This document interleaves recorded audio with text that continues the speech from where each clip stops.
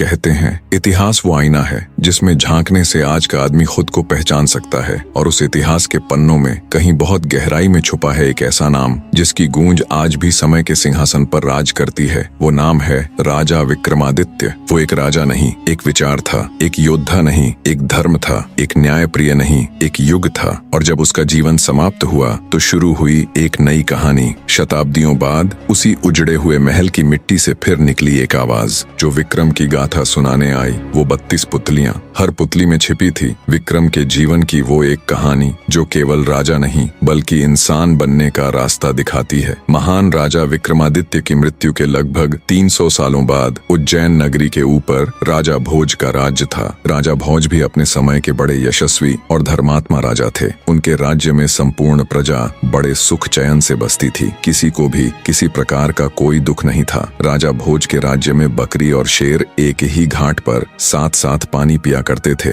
किसी को किसी से कोई भय नहीं था। उनके राज्य में चहुं और सुख शांति थी। किसी प्रकार की कोई कमी नहीं थी। राजा भोज एक आकर्षक छवि वाले गुणी व्यक्ति थे। वे इतने सुंदर थे कि कोई भी स्त्री उन्हें एक बार देख ले तो क्या मजाल कि वो मरते दम तक भी उन्हें भुला सके। उनकी सभा इतनी भव्य होती थी कि स्वयं इंद्रदेव भी उनसे ईर्ष्या करते थे। राजा भोज के दरबार के आगे इंद्र का दरबार भी फीका नजर आता था। राजा भोज की नगरी में सब कुशल मंगल से चल रहा था, पर एक दिन जब राजा भोज के हरकारे उनके किसी काम से जा रहे थे तो उन्होंने एक अजीब दृश्य देखा कि एक साधारण सा चरवाहा बीच खेतों के एक मचान पर चढ़ा हुआ है और चिल्ला चिल्ला कर राजा भोज के बारे में उल्टा सीधा कह रहा है। राजा भोज को पकड़कर मेरे पास लाओ, उसे सजा दिलवाओ और मेरा राज्य मुझे दे दो। एक चरवाहे के मुख से अपने राजा के लिए ऐसी बातें सुन हरकारों को बहुत गुस्सा आया। उन्होंने उस चरवाहे को पकड़कर नीचे उतारा और बोले, क्या बक रहा है तू? अगर राजा महाराज को तेरी इस हरकत का पता चलेगा तो वो तुझे तोप के मुंह पर बिठाकर उड़ा देंगे। हरकारों की बात सुन चरवाहा गिड़गिड़ाते हुए माफी मांगने लगा।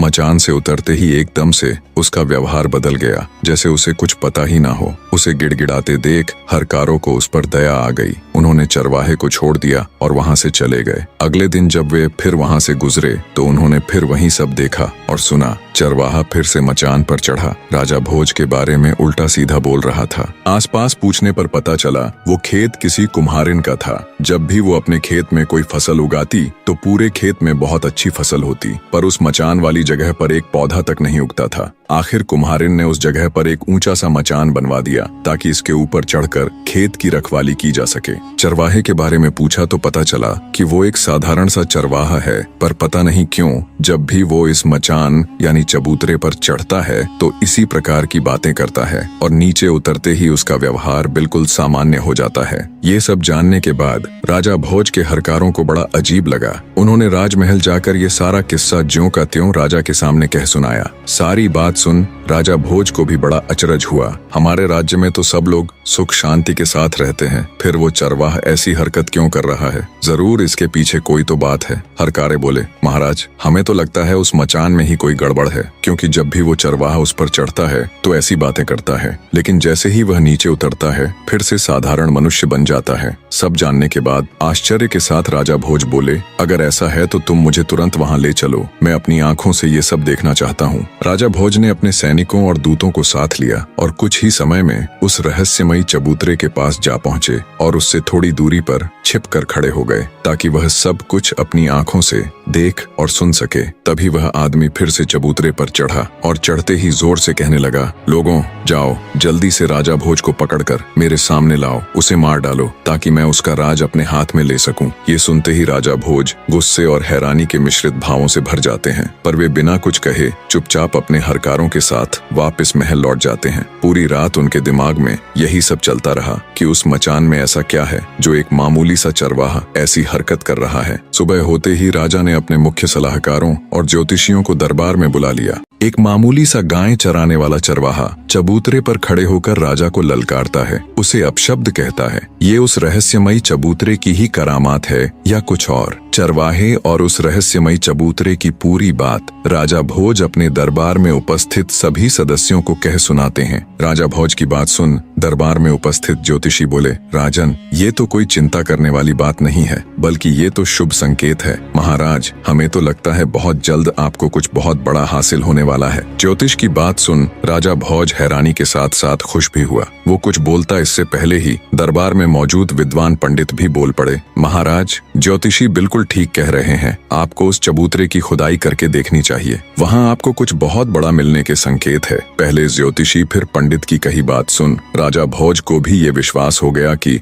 हो न हो उस रहस्यमयी चबूतरे के नीचे कुछ तो जरूर है। अवश्य ही वहाँ खुदाई करवाकर देखनी चाहिए। राजा ने तुरंत अपने राज्य के सभी बेलदारों को वहाँ जाकर खुदाई करने के निर्देश दिए और खुद भी अपने मुख्य सलाहकारों के साथ बड़ी दिलचस्पी लेकर उस चबूतरे के पास पहुँच गया। खुदाई करते करते जब मजदूरों ने मचान वाली जगह को अंदर तक गहरा खोद दिया, तब एक सोने का पाया नजर आया। सोने के पाए को देख राजा भोज की आंखें चमक उठीं। उसने मजदूरों को सख्त हिदायत दी कि अब आगे की खुदाई बड़े ध्यान से की जाए। शीघ्र ही धरती के अंदर मौजूद उस सिंहासन के चारों पाए नजर आने लगे। राजा सहित वहां मौजूद सभी हैरान थे। खुदाई पूरी हुई तो जमीन के अंदर दबा हुआ एक विशालकाय सिंहासन बाहर निकला। राजा के हुक्म पर मजदूरों ने बड़े ध्यान से सिंहासन को बाहर निकाला। बाहर आने पर जब राजा भोज ने उसे देखा तो वो मंत्र मुग्ध सा हो गया। ऐसा कुछ उसने आज से पहले कभी नहीं देखा था। वो विशालकाय सिंहासन जो धूल मिट्टी में सने होने के बावजूद भी अपनी अलग ही छठा बिखेर रहा था। अचंभित से राजा भोज ने मजदूरों को कहकर उस दिव्य सिंहासन को अपने राजमहल में रखवा दिया। राजमहल में स्थापित करने के पश्चात जब अच्छे से सिंहासन की धूल मिट्टी पोंछकर उसे धोया गया तो वो बिल्कुल चमक उठा। उस चमकते हुए सिंहासन को जब राजा भोज ने देखा तो उसका मुंह खुला का खुला रह गया। जिस किसी ने भी उसे देखा वो बस उसे देखता ही रह गया। उसकी चमक ऐसी थी कि उसे एक नजर देखे तो आंखें चौंधिया जाएं। वो विशालकाय सिंहासन किसी अजूबे से कम नहीं लग रहा था। ऐसा लग रहा था जैसे उसे किसी कारीगर ने नहीं बल्कि खुद उस ईश्वर ने तराश कर अपने लिए ही बनाया हो। उसके चारों तरफ 8-8 पुतलियां थीं। हर एक पुतली अपनी अलग ही छठा बिखेर रही थी, पर कुछ जगहों से उसके दिव्य रत्न हट गए थे। राजा भोज ने तुरंत अपने शिल्पकारों को हुक्म दिया कि जितना भी धन चाहे ले लो, जितने भी रत्न चाहिए ले लो, पर जल्दी से जल्दी इस सिंहासन को तैयार करो। लगभग 6 महीने में देश के कोने कोने से हूबहू सिंहासन में लगे हुए रत्नों जैसे ही रत्न खोजकर शिल्पकारों ने उस सिंहासन को पूरी तरह तैयार कर दिया। धरती के अंदर से निकला वो जादुई सिंहासन जब पूरी तरह तैयार हो गया तब राजा भोज उसे देखने के लिए आए तो उन्हें अपनी आंखों पर विश्वास नहीं हो रहा था कि वो ऐसा कुछ देख रहा है। उस दिव्य सिंहासन को देख भोज को लगा जैसे उस ऊपर वाले ने बड़ी फुर्सत से सिंहासन को तराश कर सिर्फ और सिर्फ उसी के लिए बनाया है। ये शायद उसके इतने अच्छे कर्म थे कि वो ईश्वर उस पर मेहरबान हुआ है और उसे ये दिव्य सिंहासन भेंट किया है। अपने मन में ऐसा विचार कर राजा भोज ने पंडितों को आदेश दिया कि एक शुभ मुहूर्त और उत्तम तिथि निश्चित करें ताकि वह स्वयं उस दिव्य सिंहासन पर बैठ सके।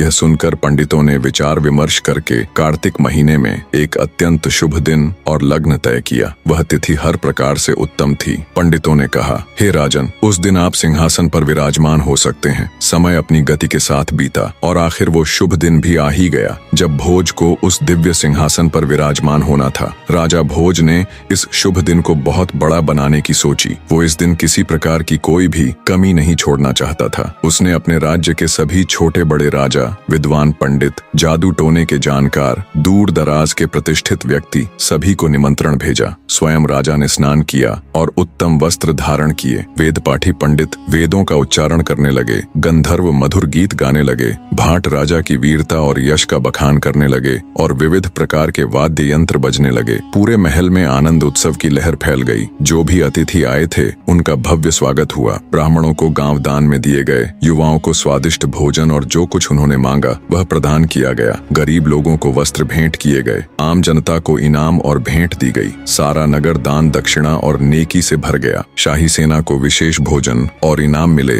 राजा के अपने खास सेवकों को अलग अलग प्रकार की कृपा और नवाजिशें दी गईं। संक्षेप में कहें तो जो भी लोग उस सभा में उपस्थित थे वे सब जय जयकार कर रहे थे। नगर के छोटे बच्चे से लेकर बूढ़े तक, गरीब से लेकर अमीर तक सब राजा भोज की कृपाओं से खुशी से झूम रहे थे। सभा के बीचों बीच वह दिव्य सिंहासन स्थापित था। राजा भोज अत्यंत प्रसन्न मन से भगवान श्री गणेश का स्मरण करते हुए सिंहासन के पास जाकर खड़े हो गए। जैसे ही राजा ने सिंहासन पर चढ़ने के लिए अपना दाहिना पैर बढ़ाया, तभी सभी पुतलियां खिलखिलाकर हंस पड़ीं। सिंहासन में लगी निर्जीव पुतलियां हंसी। ये किसी अचंभे से कम नहीं था। कुछ समय पहले जहां नाच गाना राग रंग हो रहा था, वहां एकदम से घोर सन्नाटा पसर गया। सबके मुंह भारी आश्चर्य से खुले के खुले रह गए। किसी को भी समझ नहीं आया कि ये हुआ तो आखिर हुआ क्या। राजा भोज भी एकदम सन्न पड़ गए, मानो पत्थर के बने हों। उनका मुंह पीला पड़ गया और गला एकदम सूख गया। घबराहट और शर्मिंदगी के मिश्रित भावों ने उन्हें घेर लिया। उनके आश्चर्य की सीमा नहीं थी। मारे शर्म और भय के राजा भोज तो जैसे धरती में घुसे जा रहे थे।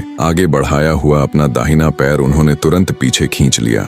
बिना सांस मांस की पुतली जब खिलखिलाकर हंसी तो मारे भय के राजा भोज का रंग उड़ गया। पूरी सभा में घोर सन्नाटा पसर गया। राजा भोज ने किसी तरह साहस जुटाया और सिंहासन पर बनी पुतलियों की तरफ देखते हुए बोले, तुम सबने ऐसा क्या देखा जो तुम यूं खिलखिलाकर हंसी? क्या मैं बलशाली राजा गज का पुत्र यशस्त्री नहीं हूँ? क्या मैं क्षत्रियों में कायर हूँ? क्या मैं निर्बल या नपुंसक हूँ? क्या मैं निर्दयी हूँ? क्या मेरी प्रजा मेरी आज्ञा नहीं मानती? क्या मेरे दरबार में योग्य पंडित नहीं है? क्या मेरे राज्य में पद्मिनी जैसी गुणी और सुंदर स्त्रियां नहीं हैं? क्या मैं राजनीति का ज्ञाता नहीं हूँ? क्या मैं कभी किसी सभा में अपमानित होकर बैठा हूँ? आखिर ऐसा क्या कारण है जो तुम सब मुझ पर यूं हंसी? कृपया मुझे बताओ। राजा की यह स्पष्ट और आत्माभिमानी बात सुनकर सिंहासन पर बनी उन पुतलियों में से रत्नमंजरी नामक प्रथम पुतली सिंहासन से निकलकर मानव रूप में राजा भोज के सामने प्रकट हो गई और बोली, हे राजन, मेरी बात ध्यान लगाकर सुनो। मैं तुम्हें एक कथा सुनाने जा रही हूँ। जो भी बातें तुमने अपने विषय में कही वे सब ठीक हैं। तुम्हारा तेज तो सूर्य से भी अधिक अग्नि की ज्वाला के समान है, परंतु इन सब का इतना भी घमंड मत करो, क्योंकि ये कोई साधारण सिंहासन नहीं है। तुमने अपने मन में न जाने क्या सोच लिया है। बस थोड़ी सी शक्ति और वैभव पाकर तुम अहंकार में डूब गए और अपने वास्तविक स्तर को भूल बैठे। सिंहासन पर बैठने से पहले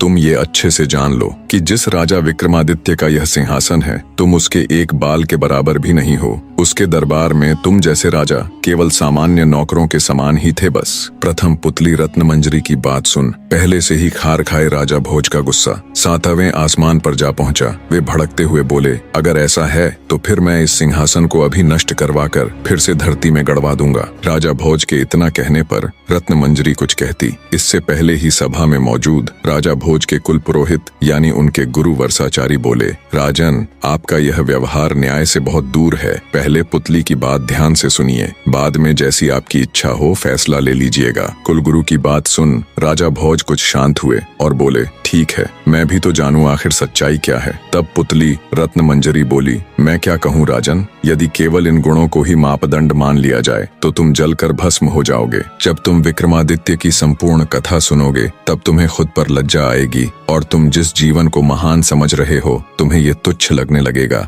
और रही बात हमें और इस सिंहासन को नष्ट कर फिर से धरती में गाड़ने की, तो हमें कोई भय नहीं राजन। हम तो उसी दिन मर चुकी थीं जिस दिन राजा विक्रमादित्य दिव्य लोक में चले गए थे। इतने में राजा का दीवान यानी उनका प्रधानमंत्री पुतली से बोला, हे सिंहासन की पुतली, अब बातों में वक्त जाया मत करो और अपने इस गुस्से को त्याग कर हमें राजा विक्रमादित्य की कथा सुनाना प्रारंभ करो। तब प्रथम पुतली रत्नमंजरी कथा कहना आरंभ करती है। तो सुनो राजन।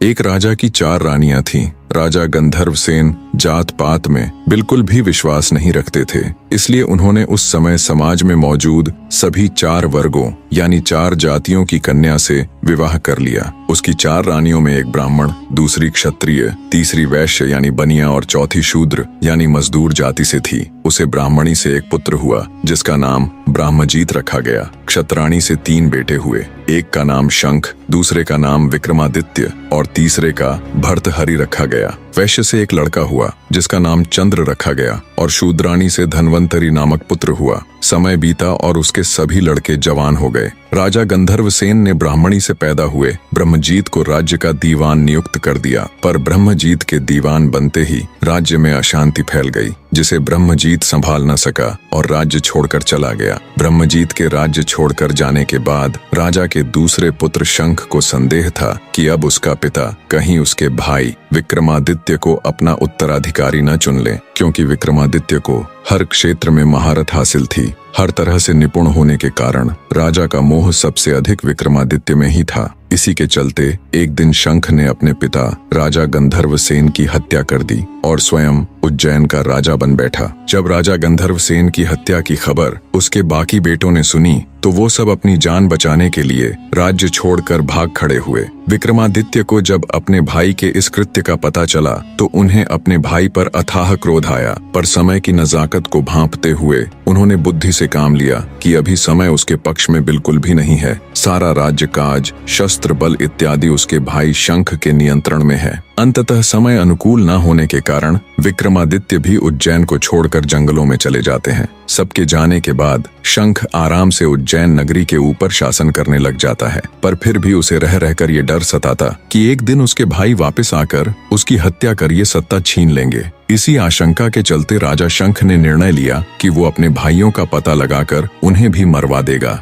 राजा शंख ने एक दिन देश प्रदेश से बड़े बड़े ज्योतिषी और भविष्यवक्ता बुलाए और अपना भाग्य बताने के लिए कहा। जब ज्योतिषी और भविष्यवक्ताओं ने राजा शंख की कुंडली के माध्यम से उसका भविष्य देखा तो उन्हें बड़ा अचरज हुआ। उन्होंने राजा शंख को बताया कि उसे उसके किसी भाई से कोई खतरा नहीं है, केवल विक्रमादित्य को छोड़कर उसकी कुंडली बता रही है कि उसकी मृत्यु उसके भाई विक्रमादित्य के हाथों लिखी हुई है। ये सुनकर राजा शंख के पूरे शरीर में डर की लहर दौड़ गई। उसने तुरंत सख्त हिदायत दे देश प्रदेश सब जगह अपने गुप्तचर फैला दिए। आखिरकार गुप्तचरों को जंगल में एक झील दिखी जिसमें विक्रमादित्य का प्रतिबिंब दिख रहा था। उन्होंने तुरंत राजा शंख को संदेश पहुंचाया कि विक्रमादित्य इस समय फलां जंगलों में रह रहा है। राजा शंख को जब विक्रमादित्य का पता चला कि वो जंगलों में रह रहा है तो उन्होंने तुरंत एक तांत्रिक को बहुत से धन का लालच देकर बुलाया और उसके साथ मिलकर विक्रमादित्य को मारने की योजना बनाई। योजना के अनुसार तांत्रिक जंगलों में विक्रमादित्य के पास जाकर उसे देवी काली की पूजा करने के बहुत से लाभ बताकर उसे पूजा करने के लिए राजी कर लेगा। जब वे इस क्रिया के लिए सहमत हो जाएंगे